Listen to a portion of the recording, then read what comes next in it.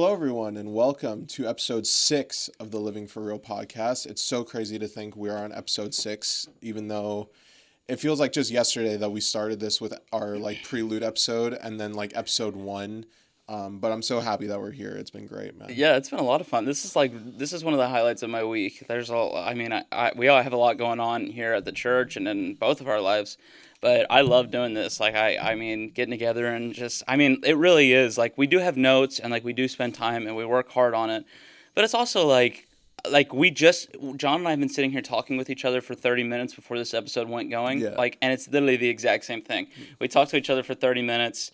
And the exact same way that we talk to each other just hanging out is exactly how we're talking with you guys. So it's a lot of fun. That's kind of one of the things I was hoping when we started this podcast was I don't want it to be preachy and super theological. I want there to be a biblical basis, but I just want it to be conversation between just me and him. Yeah. And the thing that's so good is me and Caleb have known each other for so long that we feed off of each other well. Yeah, with 100%. these kind of things. Yeah. So it just makes things a lot easier. Small talk for this episode, dude, has been... I don't really know what to talk about because football is over, so we can't really talk about that. I don't really have... in my life, everything's been super busy, but it's all stuff at the church that's prep or, having to go see some clients and stuff like that. So I don't really have there's not I usually have something super crazy. Oh, we had a murder mystery. Yes. So our young young adults got together and we had a murder mystery and we did a masquerade theme. So everybody had masks on and everybody had a role and people got into character. We had one young adult that dressed up like a butler. One person was a scuba instructor and brought a scuba mask. We had a horse jockey and the person actually dressed up like a horse jockey. It was actually really good. It really went well. People were into it. It was 2.5 hours, and then everybody went around the room and pretty much guessed who done it. I had my wife. She was the villain, so she got killed. So she was the person in the town that was messing with everyone and messing with everyone. So everybody was she's probably going to die because everybody hates her. And then she went into the other room and screamed and faked she died. And everybody had to go in and investigate it. Dude, it was a lot of fun. Yeah. It went really, really well. I wish I was there. Yeah, we do wish you were there, bro. I wish I was there, but I was with my girlfriend that day. And because, we've kind of scheduled times where we're going to see each other because we're long distance. So... I went to Titusville to see her because tell me what Titusville is like. Is it the middle of nowhere? Yes, it's the middle of nowhere. So you go through Orlando, right? You go past Orlando because when you look on the map from this area to Titusville, it is literally coast to coast. It is the polar opposite side of Florida. How far away is she from the other beach? 5 minutes. Really? Okay. The thing is too is their beach there is not our beaches here. It's much smaller. Okay. It doesn't look as nice. Okay. But bro, don't hate too much on Titusville. Well, the 2 times I've been there because I was there Valentine's weekend. I was there 2 days ago. There is not much to do there. We drove 45 minutes to go to a Barnes and Nobles. That's how far out stuff is from her place. But I was with her. Because the brake pads on her car, they were kind of worn down. So she couldn't drive to Orlando. So I was just I'm just going to drive to Titusville just so I can go see her. Yeah, that boy. Do what you got to do, man. Do what you got to do. I came back late. And then by the time I was back, it was 8 o'clock. But then I saw the picture you posted on the GroupMe.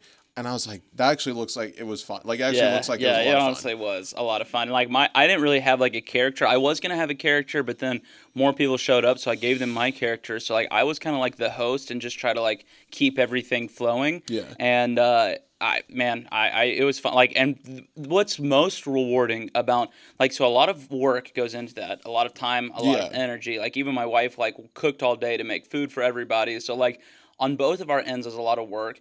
Whenever everybody's done and everybody's that was a lot of fun, we would be down. The most rewarding thing is we'd be down to do that again because people are tough to please. Mm-hmm. So if they didn't like it, they'd be that was fun, and then there'd be nothing else. But the really rewarding thing was yeah, we'd totally do that again or whatever. And then people stayed around and hung out and talked and they would continue to talk about it.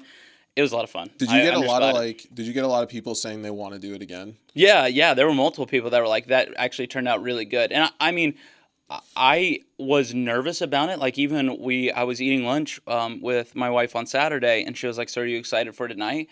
And I was just like, honestly, I'm kind of nervous because like if this doesn't go well, I feel like it's gonna look bad on me. Yeah. Because like we don't really do a lot of like with our group, we don't do a lot of big events. Usually we just hang out and chill. Yeah. So this was like a big event that like I've planned, and I'm hoping if it doesn't go well, I'm just gonna I don't know. I'm just Right. I don't know. I'm Take gonna be it on the upset. chin, Yeah, exactly. So but I'm glad though. yeah, it went really, really, really well. And you felt like your Saturday went well? I feel like my Saturday went well. It was just a lot of just hanging out and driving around, so it was good. And I'm honestly, I hope the next time when we do the murder mystery that I actually can be there. Yeah, and maybe for my sure, man. girlfriend can be there. That'd hopefully. be great, dude. Yeah. But yeah. So do you want to go ahead and introduce the episode for us? Yeah, 100%. So last week we talked a little bit about dating and relationships. Today we kind of are looking at it as a little bit of a continuation, but rather than just looking at like dating and relationships as a whole, specifically we want to talk a little bit more about what the Bible says about love. Our notes, we only have like a page of notes. So hopefully this will be a quick episode on really the different forms of love, and then like a final checklist on how can I be a good date or mate for my partner. And then that will pretty much be it. Yeah. I on the topic of love, one of the things that a lot of people know about is what's called like the 5 love languages. 100%, dude. Which honestly I love. And you know what's crazy is like the 5 love languages is like really popular. It is. Like, have you heard of a show called Love is Blind? You've talked about it. Yeah, okay. But I've never watched it. Okay, well, I would never recommend you watching it. But even on, like, the Love is Blind, like, these people get, like, so pretty much they meet inside these pods, and they don't see each other. They only talk to each other without seeing each other. And then they, like, pretty much fall in love. And then they finally get to see what each other looks like, and they have to identify, was the relationship that they had in the pods good enough to transcend whether they're like physically attracted to this person or not. And even in that, they ask about like, what are your love languages? What love languages like best suit you? So like love languages are like really popular. They are. I don't know if you read the book that it's literally called The 5 Love Languages. Yeah, Gary Chapman. Gary Chapman. It's a very small book. I recommend it. I had to actually read it for my marriage and family class. Yeah, I read it whenever we were going through premarital counseling. My wife and I both did, and I love that book. So I read 3 books during premarital counseling. I read 5 love languages. Well, I think I read more than that, but the 3 that really stand out to me: 5 love languages, Love and Respect, and then Sacred Marriage. Sacred Marriage I really liked because all it was just practical things about how to keep Christ centered in your life, and that if you're loving Christ the right way, you're going to love your spouse the right way. And that book was really good. It was a longer book, but it was really good. Love and Respect, it's super basic, but it's super good. Of if you love your wife, then your wife is going to respect you. If your wife respects you, you're going to love your wife. And if either of those at any point are off, you probably are not going to be getting along, because if I don't feel respected, she's not going to feel loved. If she doesn't feel loved, she's not going to feel respected. So it's just this like, literally, both of those things have to be going on at the same time. That book was amazing. It's called Love and Respect. Love and Respect. I can't recommend that one enough. And it's a really popular book too. And then 5 Love Languages was the third one that we read. And that one was nice because it brought on the most conversation between my wife and I. And the real, the way that you kind of identify with the love languages is, are you giving your spouse's love language to them to keep their love tank full? It's talked about a tank, like a gas tank. And so that's kind of nice. Like, I've even kept that while we've been married. There have been times where I'm like, Kiana, do you feel like your love tank is full? And we kind of joke about it, but also like, I want to know, is she feeling loved? Am I giving her the right type of love? So go ahead. What are the 5 love languages? So the 5 love languages are words of affirmation, quality time, physical touch, receiving gifts, and acts of service. Okay. Now, at least for me, I don't know how you've seen it in people's relationships. I feel like the most common, love languages are physical touch and words of affirmation. I feel like those are the most common ones people have, as a love words language. of affirmation is big. I know for me, I like words of affirmation, and I also like acts of service.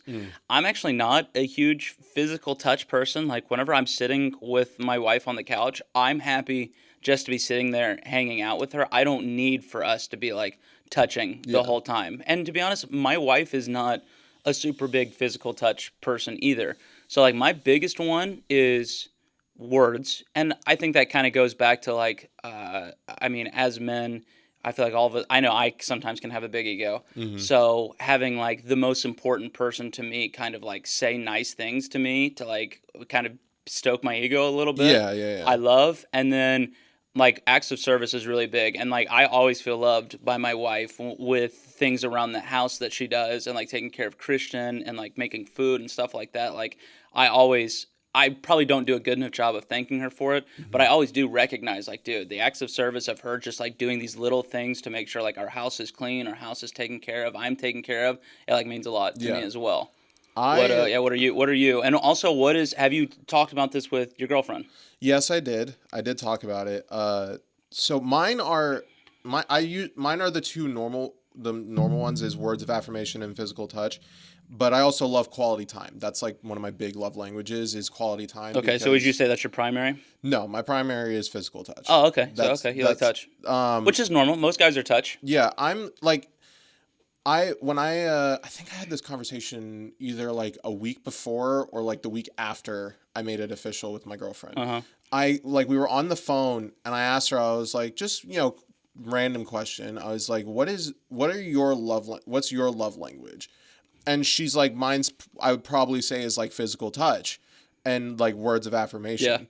And quality time. Like we share those. Oh, okay. That's nice. Which is nice. And it makes things easier. Like I want to go back to my marriage and family class because I loved that class. That was like one of my favorite classes. And he talked about the fact that you have to make it a priority to learn your significant other's love language. Because for the most part, a lot of people may not share the same love languages, but you want to learn your significant others so that, much like you said, you want to make sure they feel loved in the way that they need to be.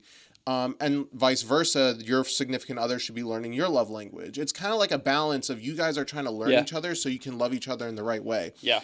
And physical touch is one of those things that's like, it's always nice to receive a hug. I love giving people hugs because I feel like it's a very big morale boost because people underestimate how much a hug can be, and like especially for some people are crazy about hugs, bro. Some people are like, I mean, like especially in like the Christian circle, some people are like, there's like even, I remember watching like the Duggars or whatever on like TV, and you were allowed to do a side hug, but not a full like not a like front, a front like hug, So even like people are like we talk about physical touch, and a hug for me is not that big of a deal. Like I hug people in the church. Like there's ladies that like I'll go and give them a hug and say how you doing, but some people are like, do not give a hug, do not touch anyone unless it's your spouse or whatever. They're super like just on both sides of the spectrum. They're either they love it or they hate it. Yeah, exactly. So, but words of affirmation is like one of those things where it's just like it can be super cheesy. Like Caleb makes fun of the fact that I'm very cheesy with my girlfriend. Yeah, bro. John's got these like one-liners. And honestly, like I hear them and I'm like, bro, like I could never say that out loud. But like John will like say them or tell us like, this is kind of, I said something like this. And the people in our young adult group are like, bro, you nailed it. And I was like, you guys like that? People are into it, man. Yeah. So like you either are really cheesy or just a simple, like, I love you. It's, these are kind of just some things, but yeah. Well, for words, like for me, like, I have to like sing here at the church and like, or I'll get up and like, I'll teach somewhere or I'll teach our Sunday school class or whatever. So like a big thing for me is like my wife hearing that and telling me like you did a good job. Mm-hmm. I enjoyed that, or that was really good. My wife's not super big into that because some people at the church can like go over the top, like, oh my goodness, you're like the most amazing person ever, and I like my wife hears that and like it is uncomfortable sometimes, and so she's like, what's the point of me hyping you up whenever everybody, all the grannies at the church are hyping you up? Yeah. So, but it's not just about like what love languages do I like or whatever. Like my wife knows that. My wife does a good job with that. But just because I like acts of service doesn't mean that she likes acts of service. She has to meet me where my needs are, and then I have to try to meet her where her needs are. That's the balance. Well. That's the balance of relationship. But if you haven't read 5 Love Languages, it was on. I listened to mine on Audible, and I loved it. It was really profitable for me, and that is kind of what we want to segue into today, a little bit of really an emphasis on the Bible speaks on love, and we see the word love, especially in our Bible, but just because it's talking about love doesn't mean that all of the love in the Bible is the same type. So there's 3 types of love. There's eros, which that's the correct way to pronounce that, right? So, yeah, Eros. Dude, you took Greek. I don't, trust me. I took Greek, don't remember Greek. Okay, all right, bro. Well, the other day I preached on a Wednesday night, and I used a Greek word, peripateo. I don't remember how it was pronounced. That was the word. It's talking about like continually walking in the Spirit. And Galatians 5. And Evan came to me and he was like, "Listen, bro, if you're gonna use Greek, nobody's going to want to take you seriously unless you're using your Greek correctly." Right. So here we are talking about Greek. And like, what's the point of us talking about Greek? Well, the Bible was translated. The New Testament, even some of the Old Testament was Hebrew. The New Testament was Greek. Right. That was translated. So we want to look at like the original word to make sure that like our translation is accurate and to make sure that we're not using it out of context. Yeah. So all that being said, there's 3 different types of love in the Bibles. There's eros, which is a passionate or an emotional love that comes and goes. Some couples really never go beyond eros. The dating relationship then may move to a second love label, which is phileo, which is like where we get kind of like brotherly love, Philadelphia. And then, and phileo is affectionate love based on genuinely liking the other person, such as in friendship. And then the third love is agape, which is unconditional love that seeks what is best of the other person. Mm-hmm. Now, for you, have you learned about, like, did you hear in Bible college about these? You're giving me a blank look, bro. No, I know. I'm here. Are you? I'm okay, here. I just want to make sure. I looked into your eyes and saw nothing. Like, for those 3 types, like, have you looked into this yourself or heard about this? Like, everybody knows about agape love, but, like, the other 2, have you had a lot of experience with looking into those? I never really studied these like personally. Now we did have to do like studies on them in Greek. Okay. We didn't study Greek. Didn't you like barely pass Greek? I barely passed my first semester of Greek. Oh, okay. The second semester, for some reason, was just easier. Oh, okay. But first semester was like a fly by the seat of my pants. I remember that of like word on the street was John may not pass Greek or something like that. Yeah, no, that was definitely word on the street because it was just so difficult. Like I had just stacks and stacks of note cards. The only reason I passed was because I just memorized vocab. But we didn't really study eros that much. We really spent a lot of time on phileo and agape. Yeah. And I wish I could remember the conversation we had because I know my Greek teacher, he had a huge like problem with the way people translated like agape but I cannot for the life of me remember, but I know he had a huge problem with like because people simplify it way too much. Yeah. But there's so much meaning to that word when you study it. Yeah. So let's begin with talking about eros love. So Proverbs 5 is where I'm going to go. Eros is a passionate love. Eros can be passionate, romantic love, but it also can be the feeling of strong emotion without a romantic focus. So eros within marriage is designed by God for physical and emotional pleasure. The Bible talks about this physical and emotional pleasure. I know it like can be weird to talk about, but it is talked about in the Bible. Mm-hmm. The book of Song of Solomon is talking about like all of those things. But here in Proverbs 5, Solomon also writes, verse 18, "Let thy fountain be blessed, and rejoice with the wife of thy youth. Let her be as the loving hind and pleasant roe. Let her breast satisfy thee at all times, and be thou ravished always with her love." So usually, whenever people begin to date, eros is where they want to go, which is the kind of the romantic side of it. It's the physical aspect of things. That's where people, because usually you will start to date someone or you will start to be with someone that you're physically attracted to. So this eros love, this passionate romantic love, is usually where things will start. But what we have to keep ensure, and even like people that are married as well, need to make sure that before marriage, this eros love it can be there, but it needs to be done in the right way. Right. And then also after marriage, make sure that that eros romantic, like hot love is still there. Like it, just because you get married that shouldn't go away. That should still be something that like in 19, and be thou ravished always with her love. So dating relationship, it can be there and you probably need to be careful about it. Yeah. But also, whenever you're married, bro, like let it out and continually love your wife. And I can even test, like sometimes it is hard. Sometimes I am like, you know what? I haven't done a good enough job of loving my wife or like hugging her or like touching her and telling her that like I think she's beautiful today. But that shouldn't just be something that happens in dating. It needs to carry over even while we're married as well. This is one of those things when it comes to like dating that's so hard, because we mentioned last episode that we are very much swayed by like our emotions and the way we feel and what we see. Yes.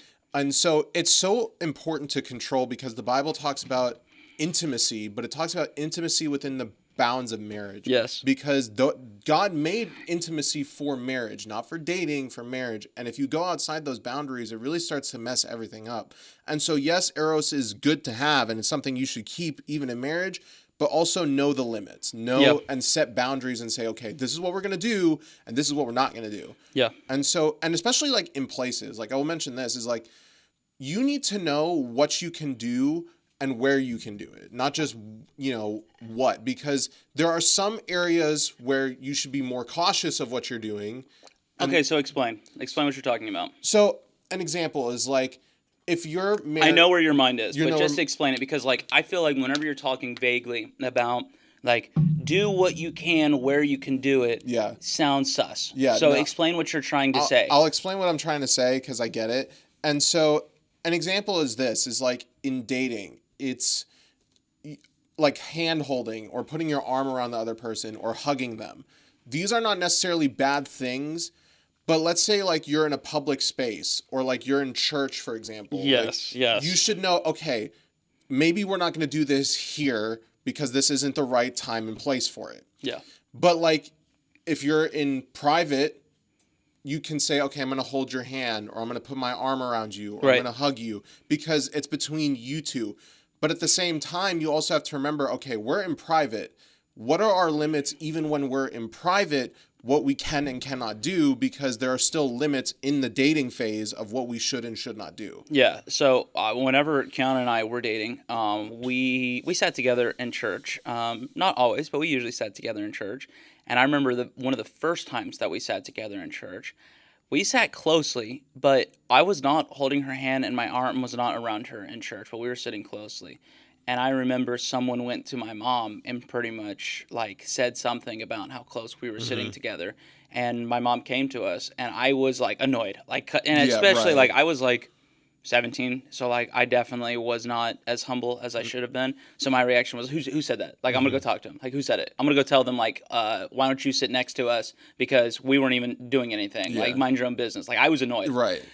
And my mom refused to tell me, and I was annoyed. My wife was annoyed, but I get it, where if we're in church and you're supposed to be sitting there focused on the preaching and listening to the preaching, but you can't get over this couple that you think is sitting too closely together, well, now all of a sudden that person's not listening to the preaching, they're looking at me. So we have to, as annoying as it is, and as much as we like don't want to change for like people that you think are being annoying, we also don't want to affect them from being able to, like, if you're in church, hear the preaching that they need to hear, or if they're out in the community and they're doing something that they need to be doing, or we're such a distraction that we're going to affect them. Right. And here's what I will say too is, you should not only be thinking about you should be thinking about the people around you, because the Bible talks about heavily the fact that we should consider our fellow brothers and not put a stumbling stone in front of them. If what we're doing, much like Caleb said, if what we're doing may not be wrong in our eyes, but it's affecting the people around us, we should stop what we're doing and put into consideration, okay, we want to help them rather than be a hindrance for them. Right. And, the aspect of church, I will say this, is the fact that God should always be the foundation and priority of your relationship. And when you're in church, you should not be focused on, the love of my life. You should be thinking, okay, we're here to grow. Yeah. And it can be a distraction. Or the love of your life that's sitting next to you, when it should be the love of your life that you're supposed to be hearing from. Exactly. Oh, yeah. That's actually not bad. Nailing it. We're going to write that down later. Write it down, bro. Write it down later. But yeah, so that's kind of just know the time and place for everything. Yeah. Everything has a time and a place. So we're talking about this Eros love, which is the passionate love, which the world wants you to start with Eros, romantic, passionate love. However, within a dating relationship, we have to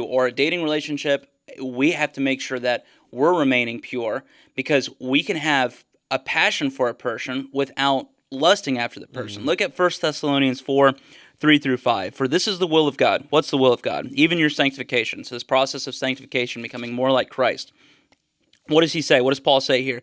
That you should abstain from fornication, that every one of you should now know how to possess his vessel in sanctification and honor, not in the lust of concupiscence. Concupiscence? Concupiscence. Concupiscence? Yep. Is that actually how you pronounce it? Yeah. Okay, thank you, John. Even as the Gentiles which know not God. So he's talking about, I just completely took all validation over not being able to concupiscence. Okay, what is he talking about here? Paul is saying that in this process of sanctification, what does he say? Abstain from fornication. That you know how to possess his vessel in sanctification and in honor. For us, eros, this love, this romantic love can't happen, but it needs to be done with honor. Even our sanctification, that we're abstaining from fornication, we're abstaining from lust. Right. So that's kind of this first love that we wanted to talk about, because this is probably the most common love in the world, but it shouldn't be the most common love for us. It shouldn't be the driving force. Right. So just remember, we need for us to be spiritually pure, we also need to be physically pure. Right. And that needs to be emphasized here with this eros love. 100%. Also, moving on, so we have eros love. Phileo is affectionate love, brotherly love, mutual enjoyment. Phileo is true friendship, the love of liking. Philadelphia is known as the city of brotherly love. So phileo love can be love for another that is as deep as one's love for itself. Why don't you go over to 1 Samuel 18:1 and you talk a little bit about what this phileo love is. So we have eros love, which is like the romantic, even like the physical love of this. But then phileo love really is kind of this brotherly love, or loving someone else as much as you love yourself. That's really in a means of friendship. So like I have a friend that I love just as much as I love myself. Right, because in 1 Samuel 18:1, the Bible says, "And it came to pass when he had made an end of speaking unto Saul, that the soul of Jonathan was knit with the soul of David, and Jonathan loved him as his own soul."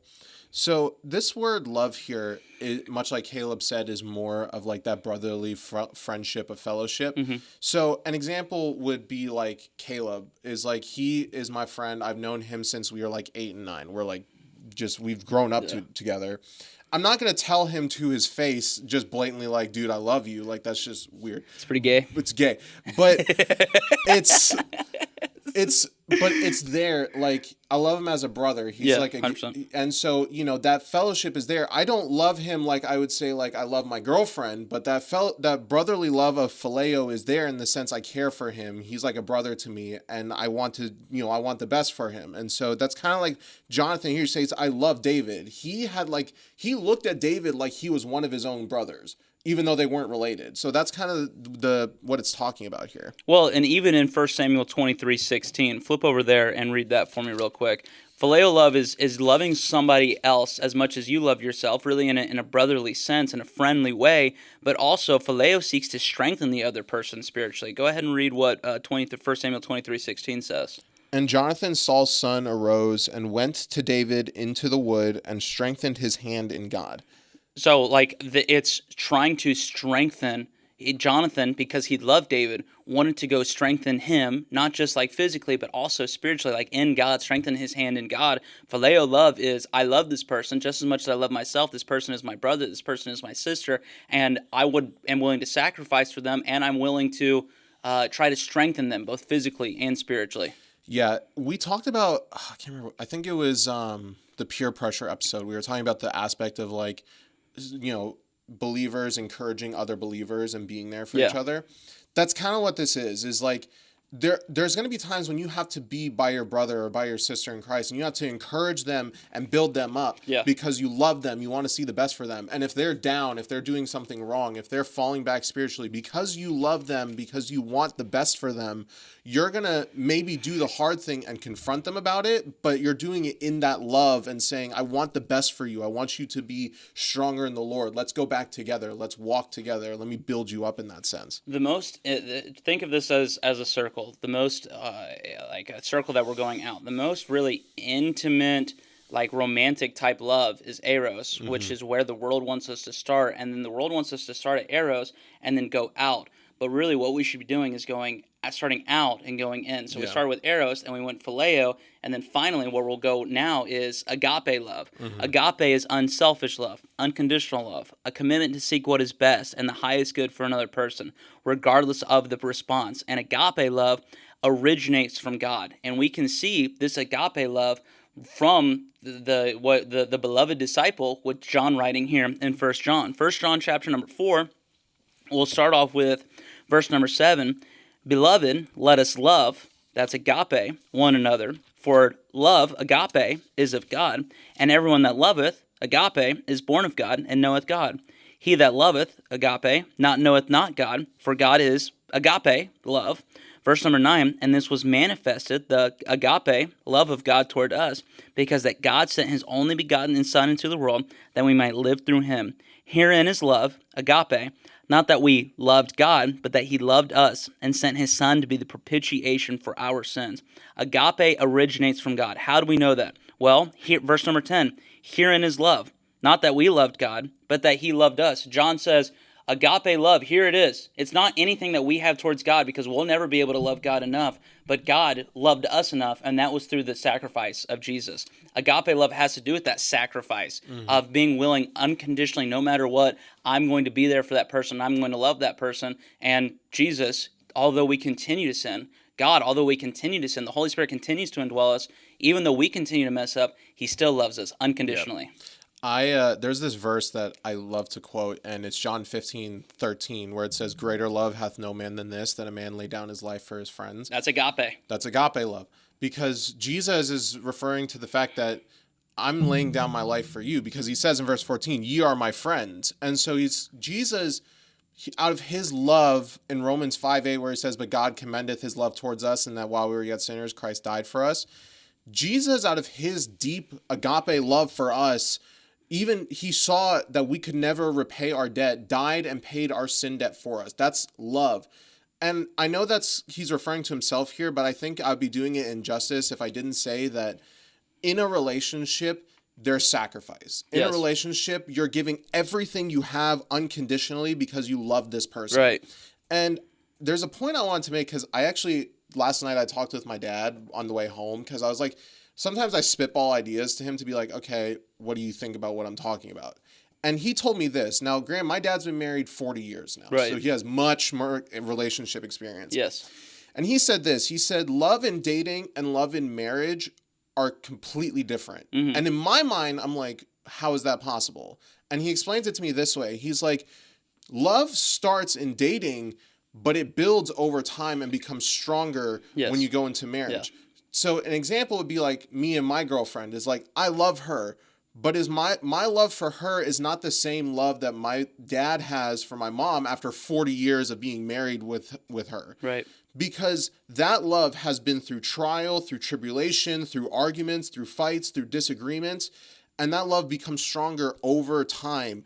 And it becomes just this like unbreakable force. Yeah. And so when we look at love in a relationship from a biblical standpoint and from a practical standpoint, because we talked about agape, phileo, and eros, all of these are important, and they may start later on. They may start early, but they become stronger over time. Yes. And it becomes this, like I said, unbeatable force that, should never go away, because you love them so much. And so love in dating, it may be simple, but over time, with the Lord's help, it will build into this just amazing thing. Yeah. Then the emphasis, like in our dating relationship, and my marriage, and marriages for anybody, for any type of relationship you're in, let it begin with this sacrificial, unconditional love of agape love, because that's the purest form of love, and that's the love that God showed us on the cross. And if we get agape love with our spouse down, with our significant other down, and we start to work our way out from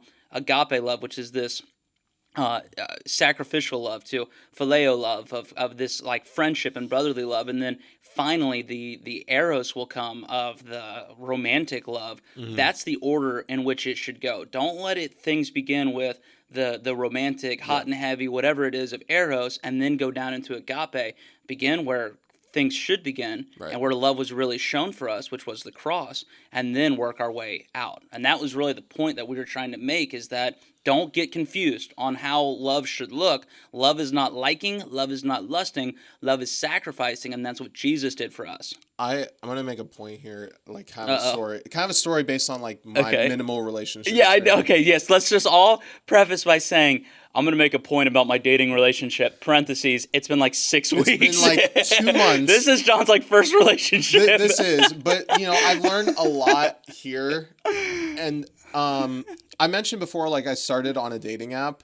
And it was much different because, like, I'm talking to her, but I've never seen her. Right. Obviously, like, on a dating app, you see pictures, but pictures can be, like, deceiving. Okay, for sure. And so, in my mind, I'm like, okay. Catfish? Yeah, you could very easily. Sorry, I just came in my head. No, like, literally, I was like, am I about to go to Orlando to get catfish? Like, that was my first thought. We never see John again. Nope. And so I start talking to her for, like, a month before I see her. And already one of the things that was so great was I fell in love with her character, with her heart, because this is a woman who clearly she loves God. She wants to serve the Lord. She has a humble attitude. She's strong in the Lord as well. Like she has all great spiritual qualities and personal qualities.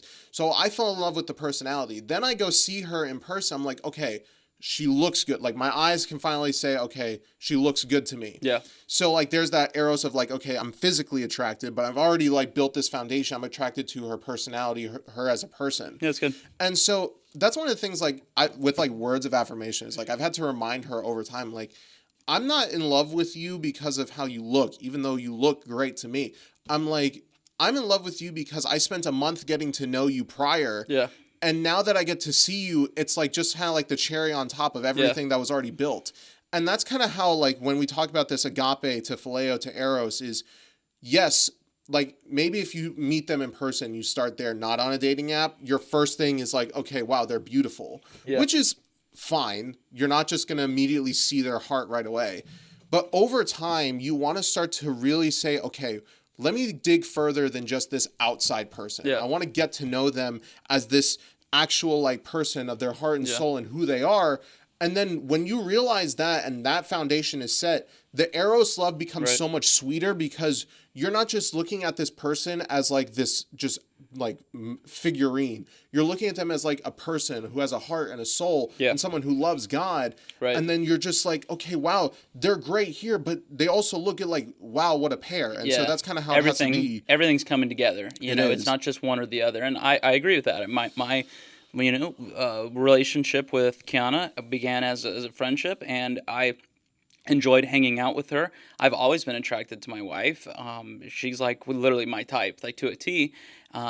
But I also had a lot of experience being able to get to know her, like personality. And like I said, like I can pretty comfortably say, I don't think anybody knows my wife as well as I do because we've just been able to get to know each other for so long. So that's kind of our overview of what this biblical love should look like. Let it begin with agape, then go to phileo, and then go to eros. Don't let it begin with this romantic love and then go down to the sacrificial love. Start with the sacrificial love, continue to build that friendship with the phileo love, and then the romantic side can come also with making sure that we're staying careful. Right. So final checklist to evaluate, and this is a time for, I can evaluate, am I being a good enough husband? You're being a good enough boyfriend. If anybody's listening, you can use this checklist to evaluate, even if you're looking at a date or a mate, look at it and say, are these things being checked off? So does my prospective person demonstrate wisdom and discernment, have a heart to do what is best for me,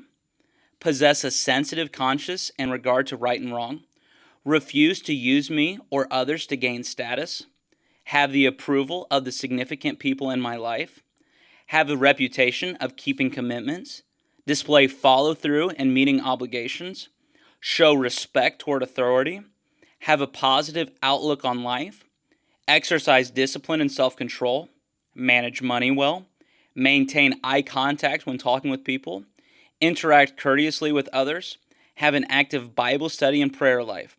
When you're looking at a prospective date, or you're even looking at yourself as I am a mate right now, am I doing those things to make sure that I'm being the best possible person for my wife? Are you doing those things? Or even if you're looking at somebody, are they doing those things to make sure that this is the right person for me to be with? Or am I being the right person for my person? I want to make a point to like one of these things because this is a great checklist. It's the refuse to use me or others to gain status. Okay.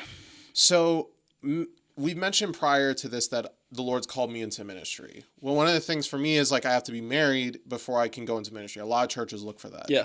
Which is what I get. Which is wise. I get it. Yeah, I understand. Our church is that way, which I think is wise. I'm not arguing that. I agree with it. Yeah. Here's the thing for me is like, you know, going into a relationship, a lot of people prior to me finding my girlfriend are like, you got to find someone, man, so that you can get into ministry right away. Yes. Well, yes, that's a thing in my mind. But here's what I also understand is I'm not just going to go looking for a girl just so I can quickly get married, just so I can jump into ministry. Because here's the one thing I learned from, one of the many things I learned from college, and I will never forget it. They said, you can lose your ministry, but still have your family. The moment you lose your family, you lose everything. And I'm like, that's pure facts. Because as soon as I lose my family, I've lost it all. Yes. And that's one of the things when we look at status is the fact that don't just find someone for like a status or a job or just to become big. Find that person because you love them. Because trust me when I say if you ever look at someone just to gain a status, the moment you lose that person, you lose your status and everything you looked for in the beginning is now gone, and then it's going to be too late to fix it. And so start in the beginning with the right mind of saying, okay, is this the person the Lord wants me to be with, not just for my job or for what I could be? Is this the person wants me to be with so I can spend the rest of my life with them? Yeah, the biggest one that stands out to me on this list, and I agree with all that you said there, is show respect toward authority. I cannot stand, and I have, while working with teens and with young adults, and I can't, even with, to be honest, even with people with disabilities, I cannot stand someone that does not respect authority. There's clear authority that's within our church, and I see it so many times of the authority sets a rule in place. A person doesn't like the rule, and sometimes I even struggle with this. Honestly, I'm saying this, and I'm like, okay, whoa, this actually sounds like me. Right. So I struggle with this. No, yeah, we're there. But whenever there's a rule put into place, that person doesn't like the rule, and they immediately go right over that authority's head to somebody else rather than just kind of following the rule. They're not respecting the authority. Nothing drives me more than a rule is put in place and that person immediately jumps over whoever that rule is and goes like straight to the pastor or straight to the boss or whatever without ever actually talking to that person or listening to that rule. You will know a lot about your partner based on how they can follow rules and how they can submit to authority. This is something I struggle with because like I can just be cocky and proud, and sometimes I know that. I've tried to get a lot better at it, and it's something that drives me insane. Yeah. So when you're look at this, go back. You can even write this stuff down. You can always text me or whatever, and I'll shoot you over this list. And you're going to use this list for myself. Same. Of, is this something that as a husband I'm doing, checking off all these boxes to make sure that I'm being the best possible date for Kiana? Yeah, no, these are all great. Now, are you going to meet these qualities perfectly? No, because no one's perfect. Right. But these are good things to set in line to say, okay, these are things that one, I should be looking for, and two, I should keep for myself. Right. And maybe I'm not perfect at it, but I'm going to say, okay, I'm going to do my very best to meet these biblical qualities so that I'm the person, one, for the Lord who he wants me to be, and two, for my significant other. Yeah. So, everybody, this is it. Thanks for listening to us talk a little bit about love and really how to be a good mate or be a good date or look for in a good date. We're going to continue on with this speaking on relationships. We're going to talk a little bit about our very little experience with marriage. John will be giving the Bible, and I will be giving the experience, and that will be 15 months worth of marriage experience. Yep. So you will hear next week should be a very quick episode because we do not have a lot to. We should not have a lot to add on this. I've given a lot of practical from my 2 months of experience. Bro, you're 2 months, bro. I love you're like, trust me, like believe me, I've got the answers. I got it. Yeah. No, like believe me when I say there will be no practical from me in the next episode because I have none. Well, you can have some on like what you've seen be successful in your family's marriage. Yeah. You know, you do have that to go off of, but actually living it is much different. Yeah. So we will be going into marriage next week, which I think hopefully will be concluding this whole like relationship dating like series that we've been going through. But we're glad that I know we've been getting a lot of good feedback so far of like this episode. So again, we hope that this was a great blessing to you guys, and we hope that it will be an effective for y'all. Yep. See you next time.